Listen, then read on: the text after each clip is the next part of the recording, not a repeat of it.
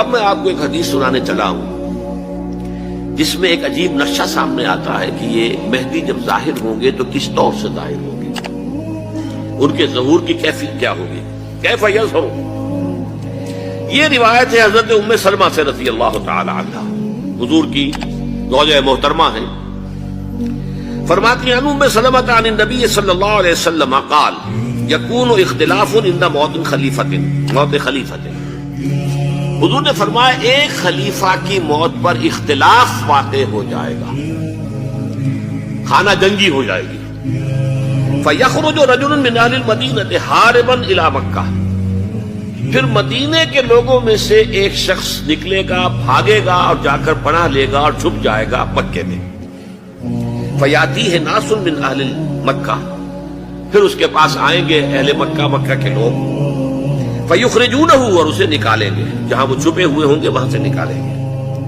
وَهُوَ كَارِهٌ، اور وہ بالکل اس کو پسند نہیں کر رہے ہوں گے، نہ وہ خواہش مند ہوں گے کہ ان کے ہاتھ پر بیعت کی جائے، نہ وہ یہ چاہیں گے کہ وہ میدان میں آئیں اور ان کو جو ہے اپنا لیڈر مانا جائے۔ وَهُوَ كَارِهٌ فَيُبَايِعُونَهُ بَيْنَ الرُّكْنِ وَالْمَقَامِ، لیکن لوگ جو ہے پھر اصرار کے ساتھ ان کے ہاتھ پر بیعت کریں گے رکن اور مقام کے درمیان۔ رکن وہ کونا ہے خانہ کعبہ کا جس میں حجر اسود لگا ہوا ہے، اور مقام ابراہیم جو ہے، ان دونوں کے مابین جو یہ علاقہ ہے یہاں پر وہ بیعت ہوگی۔ وَيُبْعَثُ إِلَيْهِ بَعْثٌ مِّنَ الشَّامِ، ان کے خلاف ایک لشکر بھیجا جائے گا شام سے۔ نہیں کہا جا سکتا کہ باسی حکومت اس وقت کی جو ہے اس کی طرف سے کوئی مسئلہ اس طرح کا اٹھ کھڑا ہو، اس لیے کہ ابھی تو بہرحال باسی حکومت وہاں ہے۔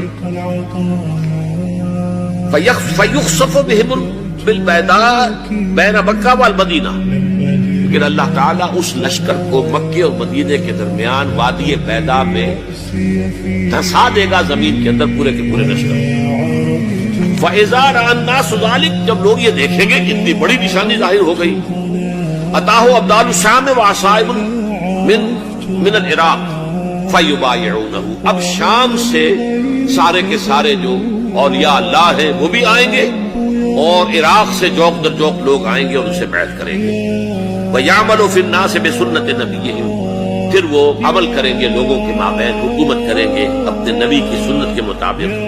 وَيُلْقِي الْإِسْلَامُ بِجَرَانِهِ، اور اسلام اپنی گردن زمین پر ٹھکا دے گا۔ وَالْأَرْضَ فی الارض، زمین میں۔ فَيَلْبَسُ 7 سنین، پھر وہ 7 برس تک حکمران رہیں گے۔ ثُمَّ يُتَوَفَّى، پھر ان کا انتقال ہوگا۔